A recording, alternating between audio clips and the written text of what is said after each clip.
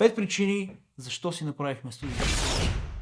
Първата причина е професионализъм. По този начин клиентите ни приемат още по-насериозно към проектите, които искаме да осъществим към техните бизнеси. Причина номер 2. Контрол върху средата. По този начин ние можем да контролираме всичко, каквото снимаме по отношение на кадри с осветления, с различни сетове, декори и фонове и така нататък. Не трябва да сме зависими от климатичните условия и от всякакви такива пречки, които можем да срещнем навън в околната среда. Трета причина защо си направихме студио – креативна свобода.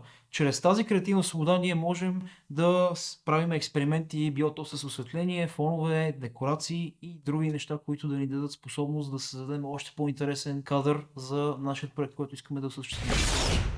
Причина номер 4, а това е именно изграждането на комфортна среда. Едно такова студийно пространство би увеличило вашите проценти като затваряне на сделки чрез хората, чрез които искате да достигнете, и като ви поканите на една такава лична среща във вашето студио, могат да ви вземат още по-професионално.